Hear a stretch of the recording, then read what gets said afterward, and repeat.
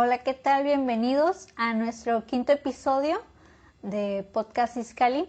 El día de hoy vamos a tratar el tema de prevención de abuso sexual infantil, un tema que creemos es bastante importante tomar, sobre todo para, justo como dice el título, ¿no? El prevenir, el cómo poder prevenir, y pues para prevenir primero tenemos que conocer lo que es.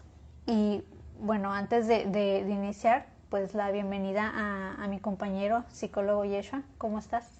Bien, aquí andamos. Ya sé que el segundo episodio que grabamos de manera presencial, obviamente con todos los lineamientos de higiene y seguridad, pero pues aquí estamos y creo que sí es un tema muy importante, pero como tú mencionas, así como dice el nombre, hay que prevenir, porque lastimosamente, no sé si te das cuenta, pero estamos en el número 1 a nivel mundial sobre casos de abuso sexual infantil, ¿no? Entonces yo creo que sí es importante dejarle un poquito de información para la prevención de este. Exacto. Entonces, pues bueno, vamos iniciando, ya que es un tema bastante importante, también es bastante extenso, entonces vamos a tratar de llevarlo de la manera más práctica posible. Y pues para iniciar es definir, ¿no? Definir qué es el abuso sexual infantil. El abuso sexual incluye cualquier conducta sexual directa o indirecta contra una persona de menor edad. Puede darse en contra de la voluntad del niño, niña o adolescente, o bien por medio del chantaje y la manipulación. De igual manera, más adelante vamos a revisar cómo se da este abuso sexual, pero sí es importante, ¿no? El definir para de ahí partir, porque Claro. bueno, ya entendiendo lo que es, nos interesa como justo para plantarnos en la realidad es revisar datos estadísticos reales, ¿no? Sí, claro, y ¿qué te parece si pasamos a esos datos estadísticos? Que esos datos los obtuvimos desde un artículo de la revista La Jornada, que fue publicado en enero del año pasado, enero del 2019, donde se estima que alrededor de 4 millones de niños, niñas y adolescentes al año sufren algún tipo de violencia, como los que mencionamos en el episodio anterior, física, psicológica, y de estos 4 millones, aproximadamente el 50% conlleva un abuso sexual, que es todo esto que ya comentó Rocío. Y por lo general, cualquier caso de abuso sexual va de la mano o en conjunto con algún otro tipo de violencia. La violencia económica, la violencia psicológica y física, ¿no? Y pues son datos que, pues muy crudos, ¿no? O sea, Sí. ya hablamos como de 4 millones. Y es una estimación, o sea, puede que sea menos o incluso hasta puede que sea más, pero sí son como datos ya muy crudos, ¿no? Como que sí te de cierta forma parten como esa corteza que creías de lo que sucedía y ya te hace tener otra perspectiva o tener otra mirada ante este tipo de casos.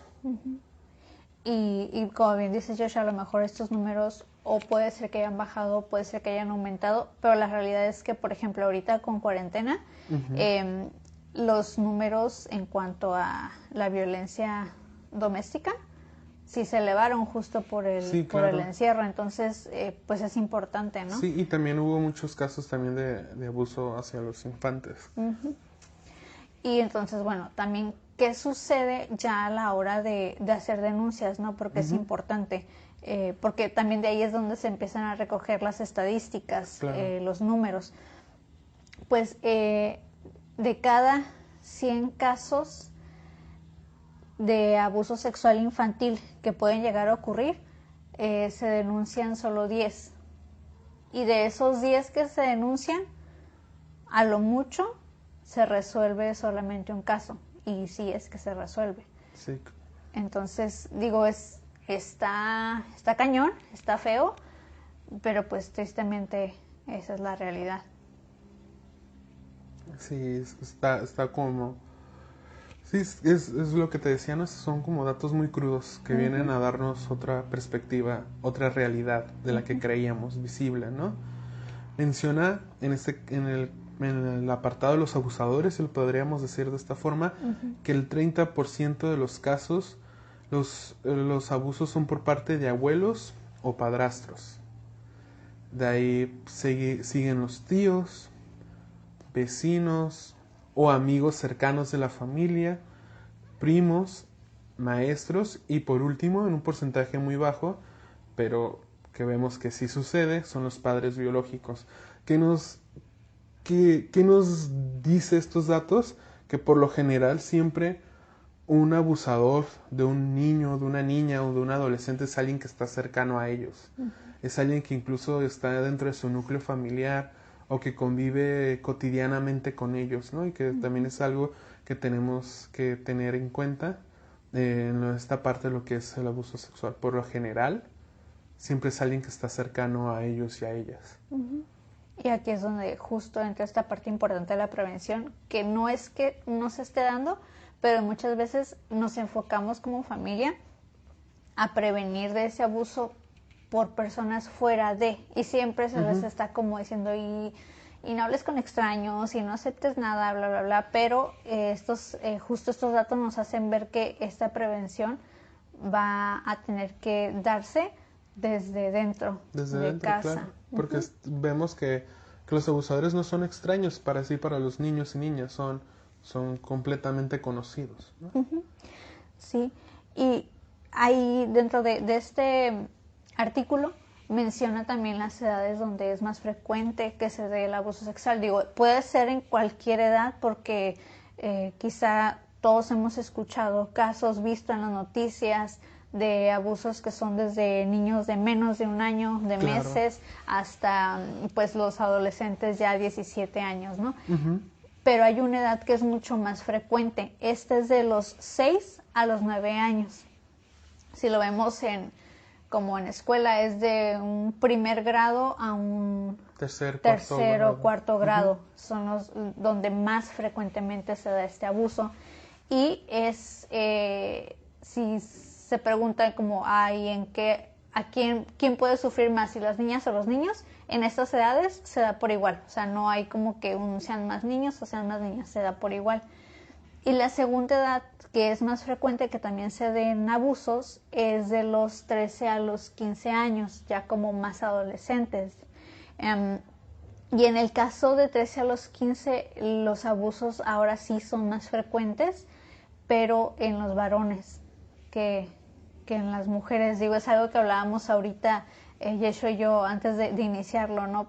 En cuanto a pudiéramos creer o pensábamos que los 13 a los 15 quizá quien más sufriría de abuso sexual serían las niñas o las mujeres, ¿no? Pero en este caso es todo lo contrario, o sea, son los varones los que sufren más.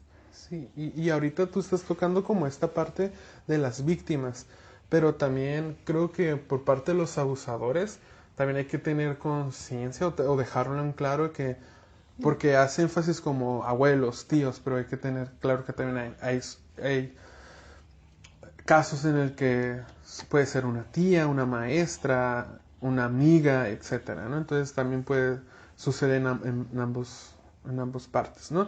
Y como un dato extra que se me había olvidado como compartirte, en esta parte en la que mencionas es muy drástico, ¿no? Como de 100 casos de abuso sexual, 10 solamente denuncian y de esos 10 solamente se resuelve un caso, ¿no? Pero es que esto también va de la mano porque en esta parte de la coordinación o la secretaría para la ayuda del infante, creo que así se llama, y si no, es algo así.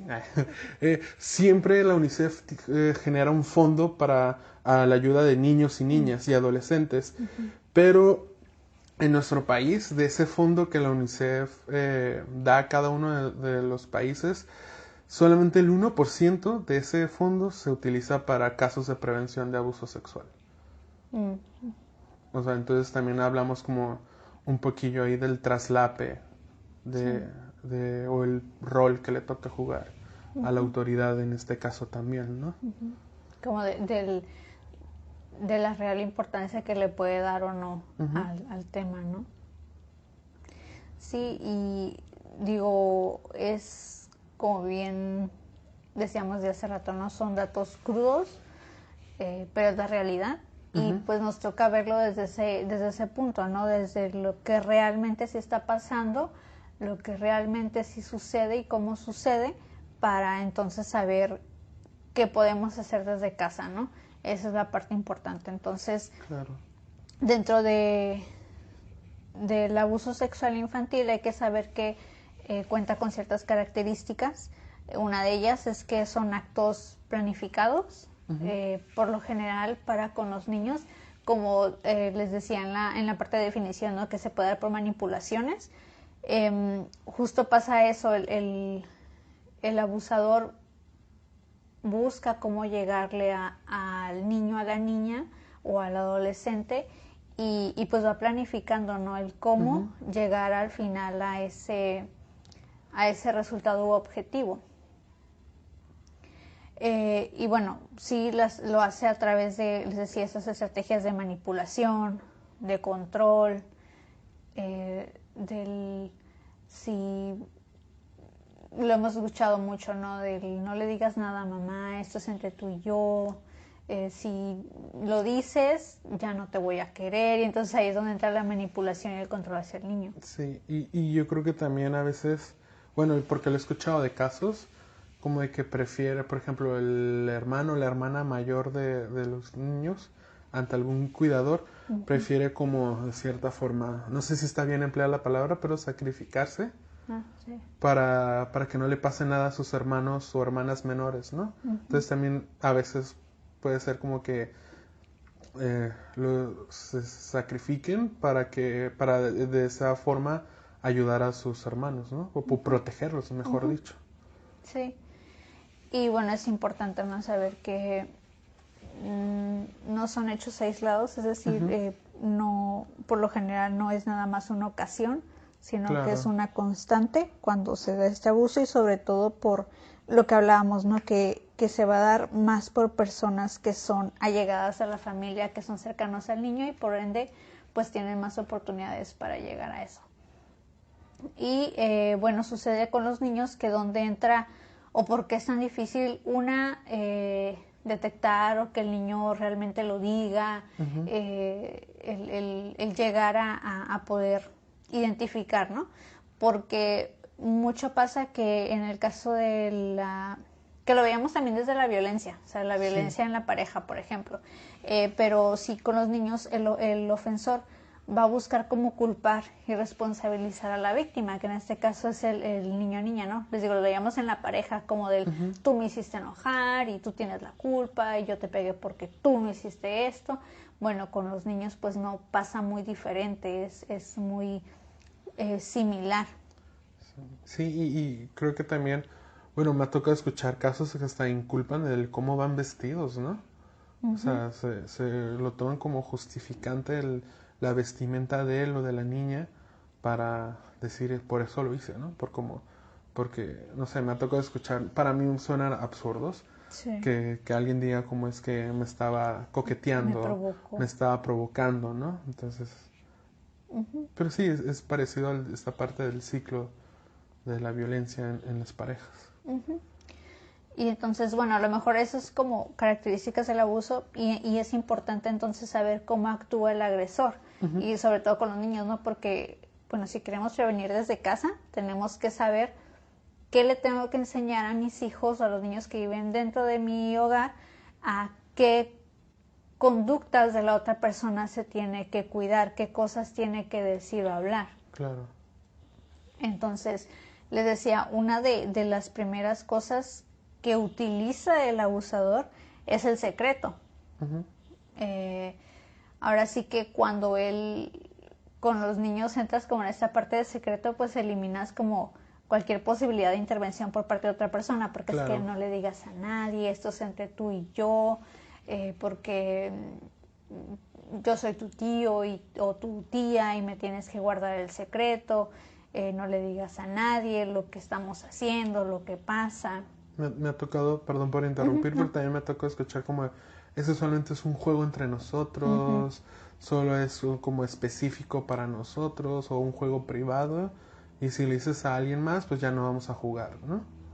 Sí, y entonces sucede que pues mientras esté en secreto, pues se permite que el abuso continúe y continúe y que esté protegido el agresor, ¿no? Entonces ahí, digo, al final vamos a ver como estos tips de manera más puntual de cómo prevenir, pero bueno, vamos primero revisando cómo se manejan en casa los secretos, o sea, qué Claro. cosas creamos o las volvemos un secreto dentro de casa, porque si a lo mejor de esa forma nos guiamos en la dinámica familiar, como de no le digas a tu papá que agarre esto, no le digas a tu mamá que hice esto otro, bla, bla, bla. Entonces le estamos dando como el paso a que otro tipo de secretos igual se los guarden los niños. Sí, y aparte de los secretos también viene esta parte de las amenazas, ¿no? Y que estas amenazas suelen ser muy, muy constantes, debido a que las amenazas van avanzando junto con el abuso, ya que pues son necesarias para guardar el secreto que mencionaba o explicaba anteriormente Rocío, ¿no? O sea, primero es como esta parte de como no le digas a nadie, es un juego entre nosotros, pero puede tornarse como, porque si le dices a alguien más, te voy a pegar, o le va a suceder a tu hermanito, etcétera, ¿no? Entonces pueden venir estas amenazas, o no sé, si nos vamos a drásticos, me ha tocado escuchar como que van a matar a sus padres, o le van a hacer algo fuerte, etcétera, ¿no? Entonces, lo único que va a ocasionar con las amenazas es que se va a ir reforzando la impotencia de la víctima. O sea, va a ir sintiendo el niño, la niña o el adolescente, pues de que ya no tiene como de cierta forma una esperanza para ser escuchado o para salir de esta experiencia o circunstancia en la que se encuentra, por la que está viviendo, ¿no? Y sí, y como bien dices, las amenazas pues van a crecer, ¿no? Ahora sí que también va a depender mucho de la respuesta que vaya dando el niño y el agresor, ¿no? Porque, como decía hace ratito, las primeras amenazas que manejan los agresores, por ser personas cercanas, es como, ya no te voy a querer, ya no te voy a amar. Sí. Y sobre todo cuando son niños pequeños, pues con eso... O con que le digas a un niño, ¿no? Ajá, bueno, sí. si lo utilizamos como cuando queremos que se comporte bien, ¿qué hacemos? Ya no te voy a comprar el dulce o no te voy a llevar al parque cuando se podía. Ajá, sí. Ahorita por la pandemia no, pero pueden ser las mismas amenazas que se pueden llevar a este contexto, ¿no? El de ir desde las más sencillas y tienden a irlas reforzando para ir agravando la impotencia de su víctima, ¿no? Y dentro de este que se va agravando, que se va elevando la amenaza, pues también se puede llegar a hacer daño físico, donde puede ser directamente hacia el niño o hacia algún animal o algo que esté cercano como para demostrarle que sí es capaz de realizarlo, ¿no? O sea, como dentro de estas amenazas es como, si no haces lo que te pido, entonces te voy a pegar, ¿no? Te quiero, pero te voy a pegar. Entonces, a lo mejor dentro del no creo que me vaya a hacer, pues busca este agresor como demostrarle que sí le puede llegar a hacer daño, ¿no? Y cuando se da esta agresión física hacia el niño, esta agresión ya tal cual al niño, como lo veíamos con las de pareja, ¿no? Por lo general los golpes se van a dar en zonas donde sean menos visibles, claro, donde el daño no se vea tan fácilmente. Y bueno, estas zonas por lo general van a ser el abdomen o la panza, el estómago, como le quieran llamar, la espalda y las piernas. Que las piernas podría ser como más, ¿cómo se llama esta parte de arriba? ¿Muslo? Ajá, como la parte del muslo es como las zonas que mayormente están tapadas por la ropa, son las áreas o zonas que un agresor va a utilizar para hacer daño. Y bueno, yo he visto como conferencias o programas que hacen alusión a este tema. Por lo general también a veces cuando ya son como muy planeados estas agresiones, tienden a ser como agresiones que parezcan que se las pudo haber hecho incluso hasta jugando, ¿no? Se me tocó ver de un caso de que le daba balonazos en la espalda, pero para decir, es que se lo hizo jugando. es que le dieron un balonazo en la hora del recreo con los amiguitos de la cuadra, ¿no? Entonces, también las agresiones pueden ir muy, muy planeadas. Ajá, justo es eso, ¿no? Lo que les decía hace ratito, como es planificado, o sea, este abuso sí es planificado. Entonces, ¿cuáles son las consecuencias de estas formas de abuso? Sí, y una de estas consecuencias que vamos a empezar a ver son las alteraciones del sueño.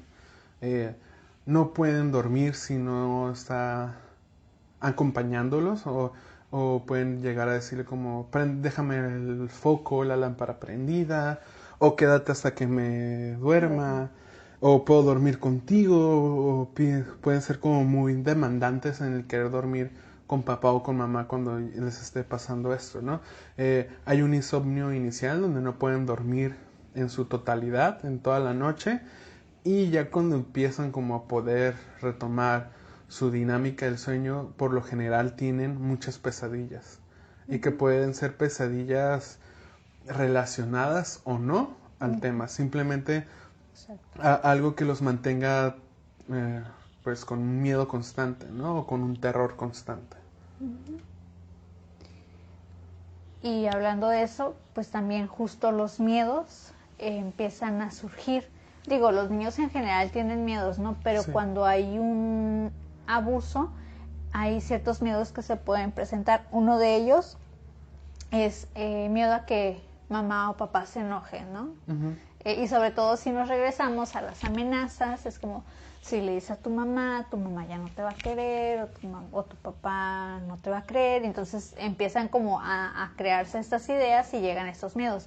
Miedo a ser agredido, bueno, pues siendo un abuso que veíamos que puede estar acompañado de esas agresiones físicas, pues también se empieza a crear este miedo, ¿no? El miedo a estar solo, miedo a la noche o a la oscuridad, miedo a los hombres o a los adultos o a las mujeres o a un adulto en específico. De repente, ahora sí que ahí como papás es estar bien pendiente, ¿no? ¿A qué está teniéndole miedo? Para poder como identificar, ¿no? Si a lo mejor es a todos los hombres en general les tienen miedo, bueno, pues vamos revisando por qué. A todas las mujeres o a todos, O a un contexto también podría ser, ¿no? Un lugar, o que haya poca luz. Sí, y cuando se da este miedo específico, yo creo que ahora sí que es como te está dando la señal 100%, ¿no? Claro. De que algo está pasando. Y digo, bueno, es importante, antes de seguir como con todas estas consecuencias, no todos los niños van a presentar las mismas consecuencias. No se va a presentar de la misma manera. Hay quienes sí presenten esto que estamos diciendo, o hay quienes no, que sea diferente. Claro. Pero es importante como el sí revisar cuando sus hijos, los niños, tengan cambios en su conducta. Es ahí como la clave, ¿no? Cuando hay un cambio en la conducta es cuando tenemos que revisar. Entonces, les decía, los miedos a personas en específico o adultos en específico, a estar en un lugar en específico, como bien decía Yeshua, o hasta miedo a quitarse la ropa, ¿no? De te voy a cambiar y no. Es importante como revisar todos estos miedos. Sí, otra de las consecuencias es de que se inicia o se da un bajo rendimiento escolar, ¿no? Ya que hay una falta de atención y concentración. Y esto puede ser por el mismo miedo que tiene o por las amenazas que se le están dando, en el que solamente esté pensando en lo que le ocurrió o solamente esté pensando en lo que le pudieran llegar a hacer a él o a otras personas, ¿no? No hace tareas, pues incluso pues va de la mano con la falta de atención y concentración. Por eso mismo hay una baja en sus calificaciones, empieza a aislarse porque tiene miedo de interactuar con los demás, porque pues de cierta forma se genera un miedo a que los demás me pueden hacer daño también, ¿no? Porque, o a que lo sepan. O a que lo sepan. Y se da mucho, por ejemplo, una vez me compartían esa parte en la que como fue alguien que le tiene mucha confianza, que era alguien muy conocido por todos, entonces es como si tú, que te conozco de toda mi vida, o desde que tengo uso de razón hiciste eso, que no me lo pueda hacer un desconocido, ¿no? Entonces también por eso empieza el aislamiento. Empiezan a faltar a clases o por lo general hay problemas de conductas, de que se hacen como más respondones con la maestra o con los compañeros de clase, pero esto se da porque es como, pues hay su desfogue de esta actitud o de este miedo que tiene sobre lo que está pasando, ¿no? Uh-huh. Otra de las consecuencias es que los niños pueden llegar a demandar más afecto. Digo, sí, por si los niños piden afecto, pero cuando sucede esto pueden llegar a demandar más cariño, a demandar ese cariño a través de caprichos o berrinches, que es como le llamamos, a través de llanto, como va de la mano a lo mejor de algunas otras características, como ahorita que decías del sueño, como esta demanda de cariño, de quédate conmigo, duerme conmigo, es parte del sueño y es parte de demanda de afecto. Claro. Y del no poder separarse de la madre o del padre o de algún adulto, cuidador primario, ¿no? Del cuidador primario, que para él sea como donde está enteramente su confianza, ¿no? Claro, donde se siente protegido. Y también puede haber problemas alimenticios o síntomas psicosomáticos, como puede haber un aumento de peso, por esta parte en la que pues pueden refugiarse en los alimentos para esconder tal vez esa ansiedad o depresión que les puede estar causando la experiencia, o lo contrario, solamente picar la comida, como esta parte en la que también se da una falta de atención, puede ser una falta de atención en general, como que también hay una pérdida de apetito, por eso pues solamente pueden llegar como a picar la comida, o lo que decimos, o como es mejor conocido, jugar con la comida, en el que solamente está moviendo la comida de un lugar a otro. Puede generarle también un dolor de estómago por esta angustia constante, por el miedo, las amenazas, pues aparte en la que también solamente juega con la comida puede llegar a perder peso, sentir náuseas, puede haber dolores de cabeza que va de la mano con esta angustia y esta ansiedad por las amenazas constantes, y pueden llegar a presentarse ciertos trastornos cutáneos como irritación en la piel, pero que puede ir de la mano, lo puedo ver con esta parte de la ansiedad en el que pueden como llegar a rascarse o a tirarse del cabello constantemente, etcétera, ¿no? Y bueno, también existen otras consecuencias al abuso, que es la disposición a aceptar la culpa. Sentir culpa tal cual de este abuso, como de yo lo provoqué, yo por responder físicamente a los estímulos que se provoca, por romper la promesa del secreto, o sea, porque en algún momento a lo mejor ya no, el niño ya no aguanta o se da cuenta que a lo mejor no es lo más correcto que sucede y lo dice, y puede entrar esa culpa, ¿no? De le pasó esto a mi abuelo, a mi tío, al vecino, al amigo, porque yo lo dije, ¿no? Porque Sí, rompió el secreto. Y por lo general, ahorita que tocas esto, cuando un niño ya lleva como el secreto guardado durante mucho tiempo, por lo general tiende a decírselo como un amigo que está en la misma edad o un compañero de clases. Y ahí es cuando empiezan a darse cuenta, ¿no? Pues porque el amiguito o la amiguita se lo platica a la mamá y la mamá pues ya le genera ruido y busca como hablar con los cuidadores de quien es la víctima. Pero por lo general sí sucede. Y que eso a lo mejor sería como lo ideal, ¿no? Que lo hiciera sí, hablando como todavía de la infancia. Pero la realidad es que muchos guardan el secreto hasta ser adultos. Entonces ya siendo adultos es cuando por fin pueden como desapegarse de ese secreto y poderlo sacar a la luz o poderlo decir, expresar. Y aún así se llega a estos sentimientos de culpa. Entonces es parte, ¿no? de la disposición que puede existir. Hablando de cuando se lo llevan hasta ser adultos, también llega la culpa de no haberlo denunciado antes, en el momento, el no haberlo dicho. Y bueno, también porque, como veíamos, los abusos sexuales en la infancia o adolescencia van a ser por personas cercanas a la familia o familiares como tal. Entonces, ¿qué pasa?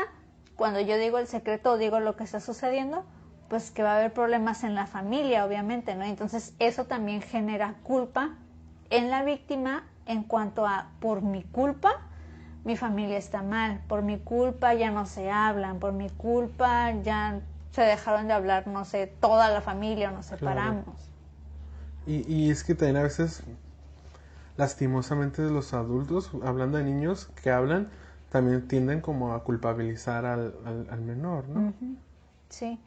Y bueno, y como consecuencias también no olvidemos el que, ya hablando, si la mayoría o las edades más frecuentes son a partir de los 6 a los 9 o de los 13 a los 15, estamos hablando a partir de los, pues digo, ahorita no sé cómo andan las edades, porque antes era como de los, justo de los 13 a los 15 o 12, pero, por ejemplo, la menstruación en las niñas puede aparecer desde los 10 años. Claro. Entonces, desde ese momento hay consecuencias de embarazos o de enfermedades de transmisión sexual, que a veces eso es lo que hace que se den cuenta claro, del abuso, porque hay una enfermedad de transmisión sexual presente.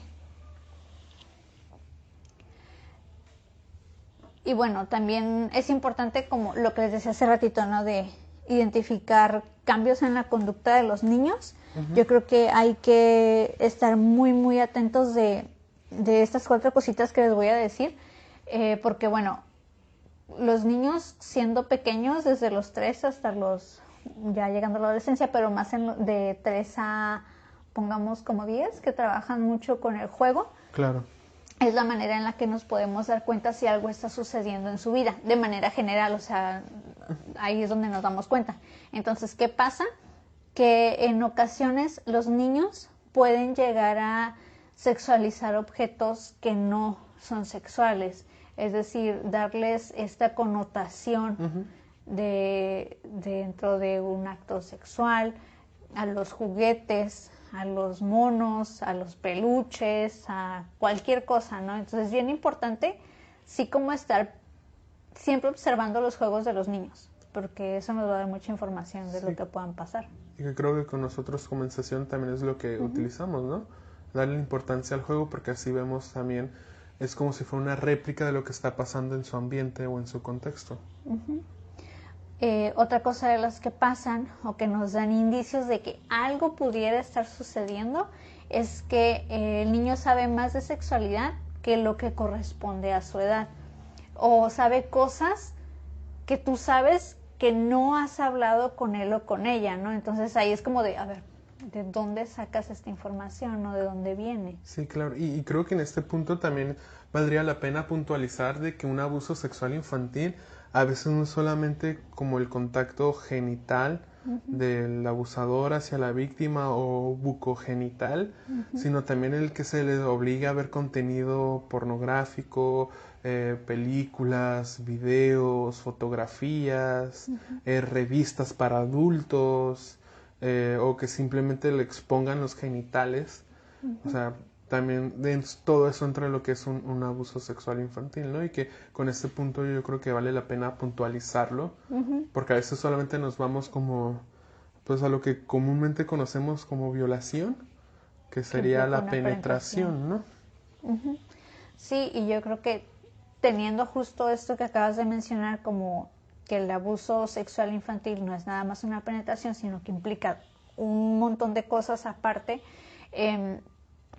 también los niños pueden llegar a presentar ciertas conductas sexualizadas que en su momento se les puede como hablar de ello, ¿no? Claro. Pero los niños que probablemente estén viviendo un abuso, puede ser que continúen con esas conductas a pesar de que se les haya explicado o se les haya confrontado, ¿no? O sea, porque por ejemplo hay una edad en la que es normal que se toquen, ¿no? Claro. Estamos hablando de preescolar, o sea, de porque les causa curiosidad. 5, de 3 a 5 años más o menos, está la curiosidad de conocer el cuerpo, de por qué tu niño eres diferente a mí, que soy niña, y entonces entran en esta en esta dinámica, ¿no? Y que no nada más es como de yo me toco, sino a veces quieren ver a la otra persona, ¿no? Entonces ahí, por ejemplo, como papás entras en el decir, ok, a ver, esto no se hace en público, no debes de tocar a otros niños, otras niñas, otras personas, y le explicas, ¿no? Y se le dice, pero a pesar de que se le explique, continúa con esas conductas, entonces Claro. ahí es importante revisar.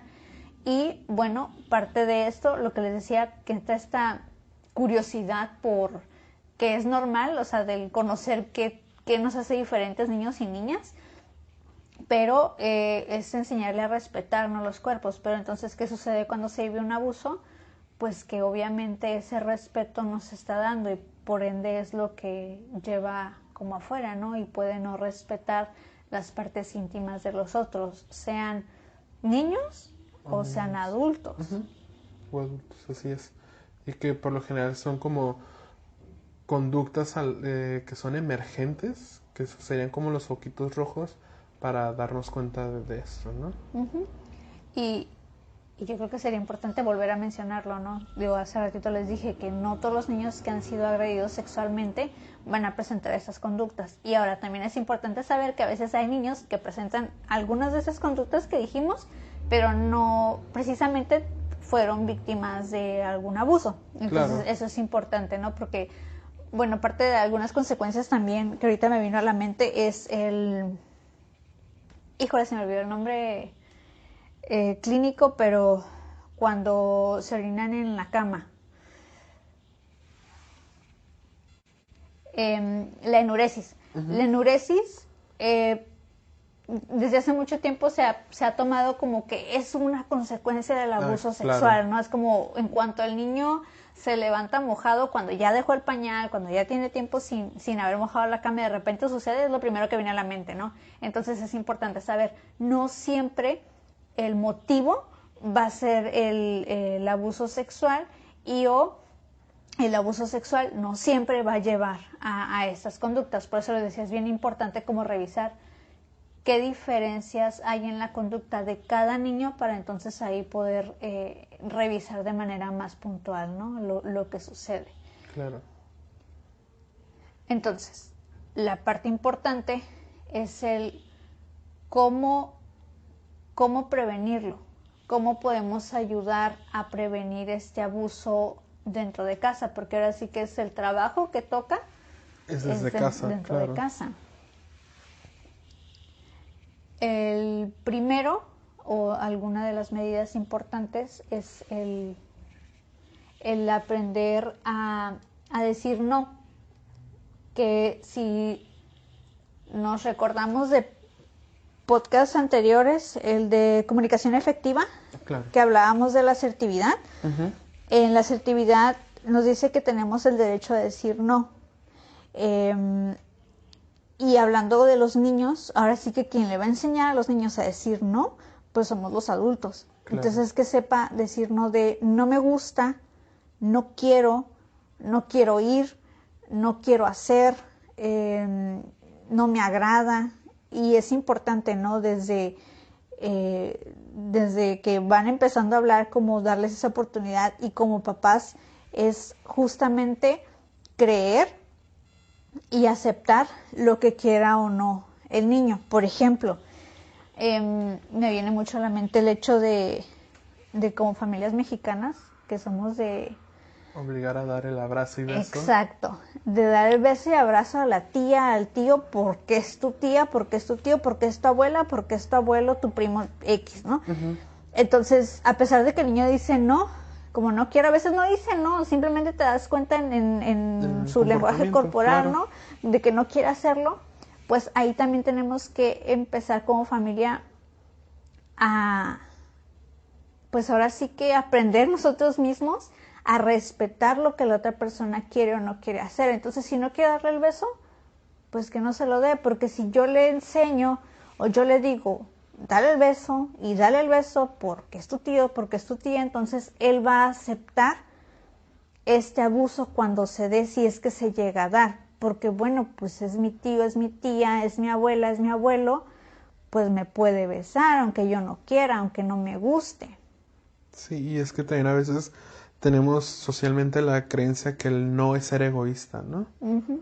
Entonces, pues cuando es totalmente lo contrario, es también una forma de ayudar, es una forma de prevenir, que es en este caso el abuso sexual infantil, ¿no? Ujú. Y sí, si vemos que no quiere, que tal vez sí era una costumbre que tenían, pero de un día para otro empieza a negarse, pues también eso está alarma en el que tenemos que indagar el por qué, ¿no? Y tal vez no hacerlo de una manera directa, Ujú. porque a veces cuando lo hacemos Sí. muy directo, si preguntamos muy directo, tienden a negarlo, ¿no? Entonces es como explorar, pero sin llegar también como a una agresión física o psicológica, ¿no? Ujú. Porque también a veces me ha tocado ver, me ha tocado escuchar casos en el que los mismos padres tienden como a culpabilizar a la víctima, ¿no? Es que ¿por qué no lo dijiste a tiempo? O el ¿por qué te dejaste? ¿Por qué no peleaste? Pues, ¿Por qué te quedabas? ajá, Sí. Y yo creo que ahí, en este punto del aprender a decir no, como yo aprendo a decir no, cuando también la otra parte aprende a aceptar y reconocer lo que yo siento. Como claro. adultos, de repente nos cuesta trabajo entender que el niño o la niña tiene sus propios sentimientos y emociones, ¿no? Y que Ujú. tiene también su propia Decisión. decisión y digo, si como adulto dices, cuando te presentan personas, ¿no? Que dices, esta no me cae bien y este me cae bien, así también pasa con los niños. Y pues es aceptarlo y reconocerlo, ¿no? Porque mientras yo lo acepte, el niño también va a aprender a aceptarlo y entonces va a aprender a, ahora sí que hacerle caso a su propia intuición, ¿no? Claro. Entonces, pues una de las cosas que tenemos que aprender es a decir no, ¿ok? Sí, y otro punto importante para la prevención del abuso sexual es que nadie tiene derecho a tocar ninguna parte de su cuerpo sin su consentimiento. Y es importante esta parte de que aprender a establecer límites corporales, ¿no?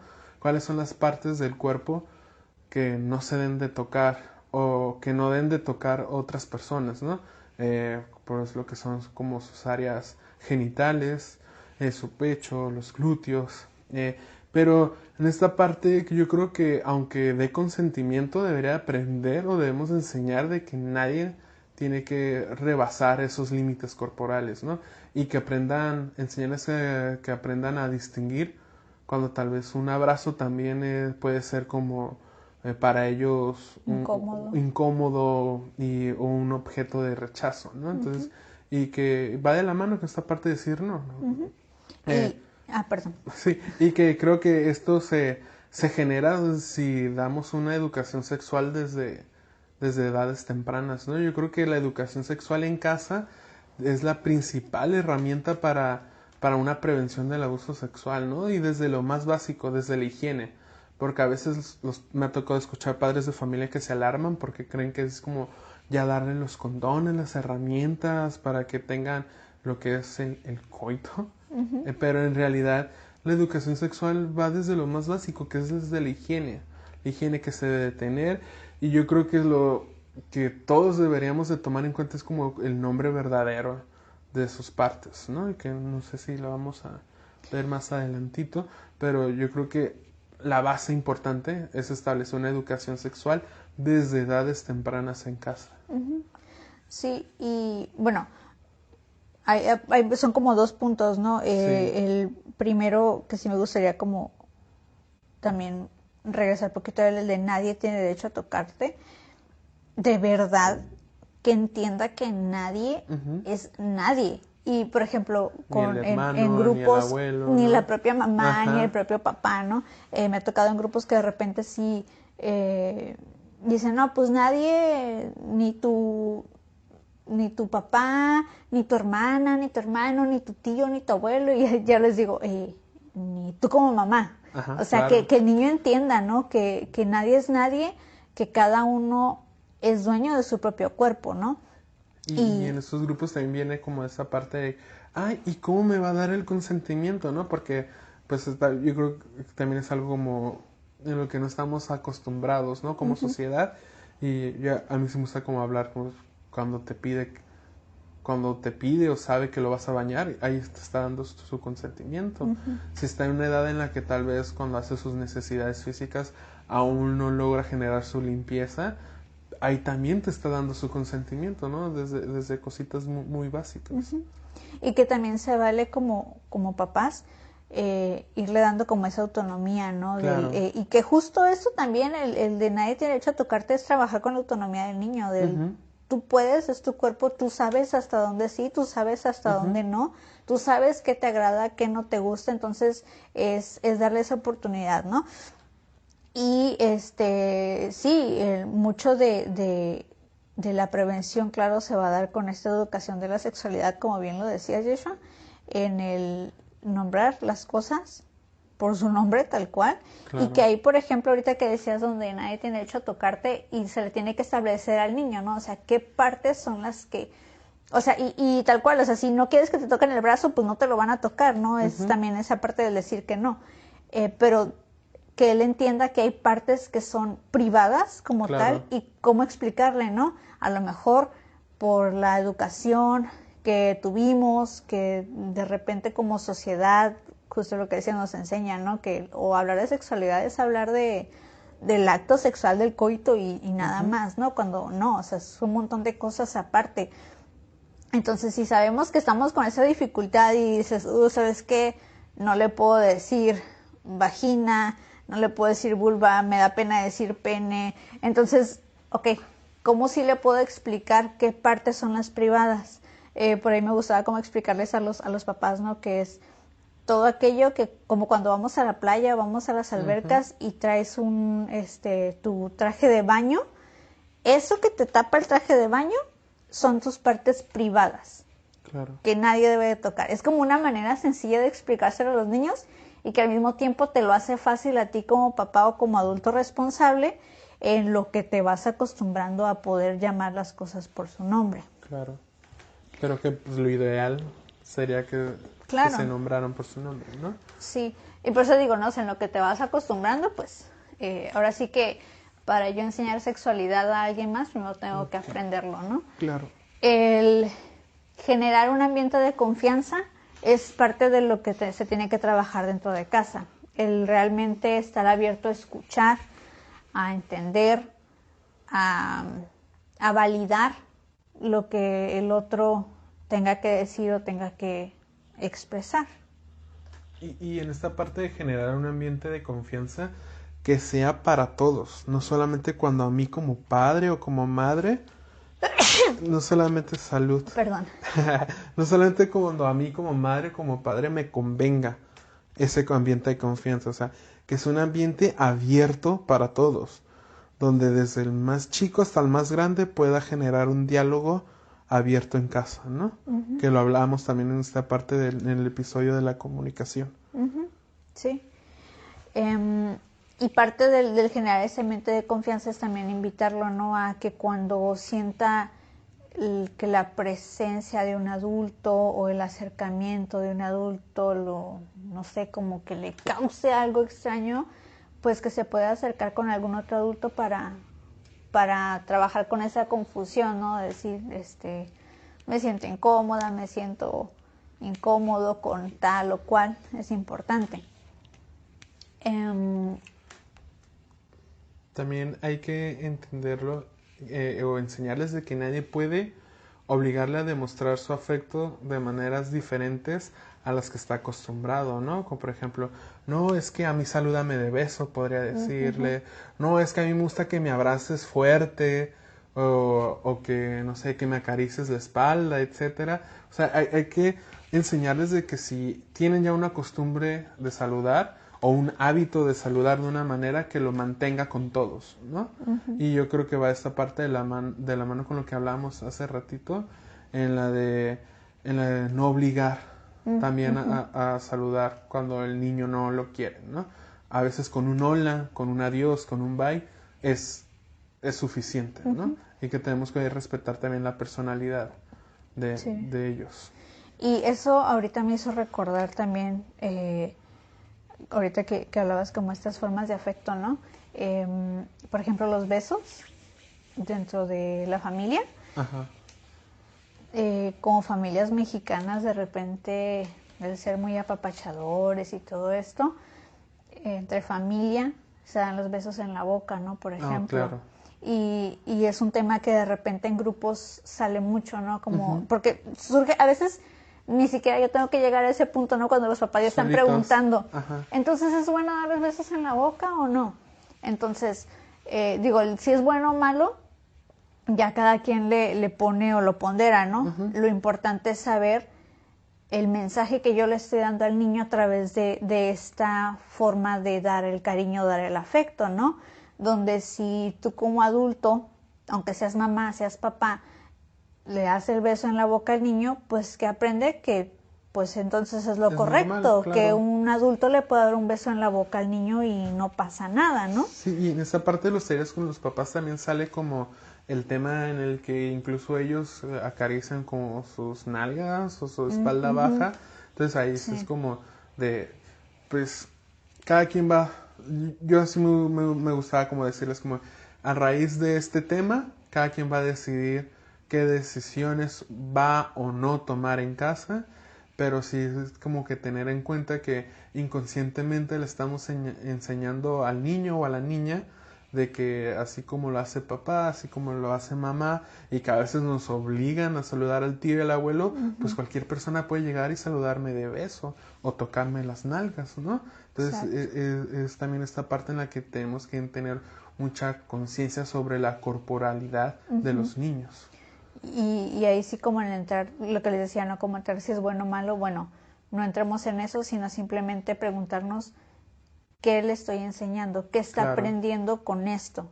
Y ya basado en tu propia respuesta es que ya, como dice Yeshua, decidas si es algo que continúa o es algo que se cambia dentro de casa, ¿no? Pero sí es importante como el revisar qué estamos haciendo, qué conductas puede ser que sean que se estén volviendo como se me fue la palabra, que estén abriendo la puerta, pues, que estén abriendo la puerta a algún abusador, que como decíamos, por lo general va a estar dentro de casa, pues para que entre, ¿no? O sea, ¿qué estoy haciendo que realmente puede darse? Y por lo general son conductas que a veces también nosotros realizamos, ¿no? Entonces por eso me gusta como decirle a los papás, o sea, aquí no venimos a decirles qué tienen o qué no tienen que hacer en casa, sino que presten atención, toda la atención necesaria en este tema y que ya las decisiones que vayan o no tomar en casa sean a raíz de qué tan consciente o no recibieron la información, ¿no? Y pues sí, lo que decía Yesha hace ratito en cuanto a la educación sobre la sexualidad, yo creo que ese punto es el más importante y yo creo que hasta se podría prestar para un siguiente podcast, ¿no? El cómo generar una educación sexual en casa. Y porque no es como hablando de cómo se lo doy al niño, sino es cómo entra desde nosotros como adultos. Claro. O sea, qué tanto yo realmente como adulto estoy informado sobre los temas de sexualidad. Si para mí hablar de sexualidad es solo hablar del coito, pues entonces me falta mucho por aprender. Claro. Sí sé algunas que otras cosas, pero siento que todavía me falta. Bueno, pues vámonos informando, vamos buscando cómo tener más herramientas, ¿no? Porque a fin de cuentas son herramientas, y mientras más herramientas tenga yo como papá o como familia, pues más herramientas van a tener los niños, los niños, niñas y adolescentes de nuestra casa. Claro. Y hay que recordar como que los adultos en casa somos el modelaje ante los menores, ¿no? Entonces, primero tengo que estar yo bien, válgame, empapado sobre información de educación sexual para poder transmitírsela a los demás, ¿no? Y que en esta parte de que mencionabas hace ratito se me vino a la mente por talleres que dábamos y una participación en la de que mencionaba, entonces no es bueno que ande en calzones o en toalla por toda la casa. Entonces también desde nuestras propias conductas estamos modelando para el bien o para el mal para los más pequeños de casa, ¿no? O sea, tal vez con esa conducta le estaba enseñando de que pues tal vez no hay límites corporales, ¿no? Porque si mamá o papá anda así en casa frente a mí, pues no hay problema si yo ando enfrente al vecino o frente a mis compañeritos de clases también así sin nada puesto, ¿no? Entonces es muy importante como entender que los adultos en casa somos el modelaje y que los niños aprenden de nosotros desde el comportamiento, principalmente el comportamiento y también de lo que le compartimos de información, ¿no? Y ahorita que lo mencionas de esa forma y que me estaba acordando como de los talleres, igual algo que me gusta llevar a reflexión es como qué tanto el tema de sexualidad sigue siendo un tabú dentro de la familia, ¿no? Porque pues sucede les decía, ¿no? La sexualidad implica tantas cosas, una de ellas es el nombrar las cosas por su nombre, o sea, qué tan difícil me es llamarlas por su nombre, o sea, realmente el poder decir pene, vagina, vulva, escroto, sin que la cara se vuelva un arcoíris, ¿no? Pues unas risitas luego de Ajá, sí. Entonces, porque bueno, les decía, quizá muchos crecimos y porque de alguna forma nos incluimos, ¿no? Como todavía como dentro de la sexualidad como tema tabú, algo que no se hablaba en la escuela o que se hablaba en la escuela de todos riéndose, ¿no? Pues ya ves también lo que ha sucedido, ¿no? Cuando se quieren implementar libros de educación sexual en primaria, Sí. pues lo ven como una amenaza, ¿no? Una amenaza hacia la integridad de los niños cuando pues la intención es totalmente lo contrario, ¿no? Sí. Entonces, ¿qué tanto para mí sigue siendo un tema tabú? ¿Qué tanto está esta apertura a hablar de sexualidad en casa? Decía, desde los nombres, desde si tienen hijas, por ejemplo, revisar, ¿no? Si a lo mejor ya son adolescentes, preguntarse como papás, ¿yo le hablé de la menstruación? Claro. ¿Sí o no? Si se lo dejé a la escuela, que en la escuela se lo explicaran, entonces quiere decir que es un tema tabú dentro de casa. Entonces, es empezar desde ahí, ¿no? ¿Qué tanto es tabú para mí, para mi familia? Y de ahí entonces partir a qué nos hace falta. Y qué mejor que el cuidador primario sea el que brinda esta información o esta educación sexual a un menor, ¿no? Porque a veces lo que, y lo digo yo, o sea, yo sí lo digo abiertamente como adolescente, en el que buscamos información en los medios menos debidos, ¿no? En internet o con los compañeros o amigos que tienen la misma edad y que qué más va a saber uno que el otro, ¿no? Si estamos igual de perdidos en el tema, ¿no? Entonces yo creo que sí es importante como que sea bien establecida desde casa. Y bueno, yo creo que sí sería un buen tema para continuar en el siguiente podcast. Y bueno, lo importante aquí es quedarnos con el cómo podemos prevenir, ¿no? Cómo hacerle con los niños. Bueno, resumiendo, que aprendan a decir no. Como familia, respetar ese no. El trabajar con la educación sexual. Establecer diálogos abiertos de confianza dentro de casa y que no solamente sea como de los adultos, sino desde el más pequeño hasta el más grande, que tenga esa seguridad y confianza de acercarse para hablar de cualquier inquietud. Y no obligarlos a demostrar afecto a personas que no quieran hacerlo. ¿Sí? Así es. Y el que nadie puede tocar su cuerpo, ¿no? Claro, y regresando a nadie es nadie. O sea, de verdad, nadie es nadie. Nadie, cero. O sea, nadie, absolutamente. Ni mamá, ni papá, nada. Sí.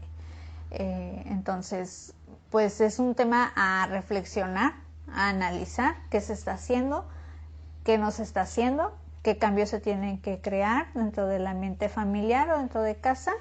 Y bueno, pues ya de ahí se parte a realmente trabajar con la prevención.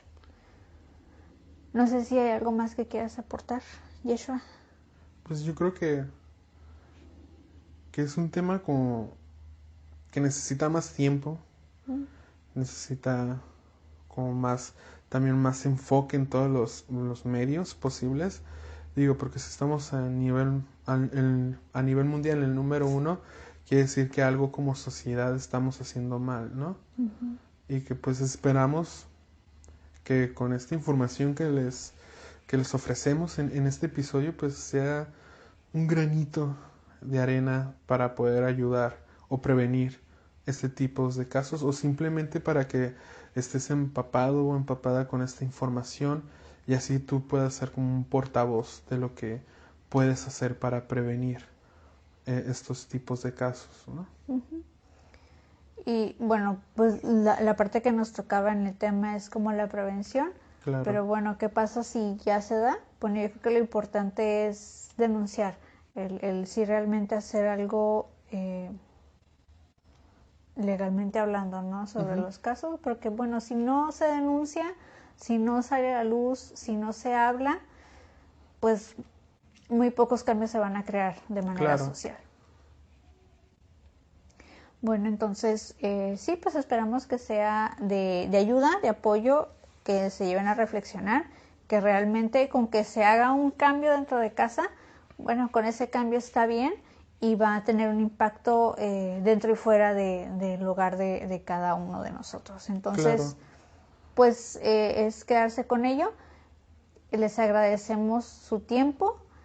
Les dejamos, ya saben, en la cajita nuestras redes sociales, nuestro Facebook, Instagram, e igual les dejamos este podcast nos encuentran en Spotify, En Anchor, Anchor. en Google Podcast y otras plataformas que ahí se las dejamos en la cajita de descripción. Uh-huh.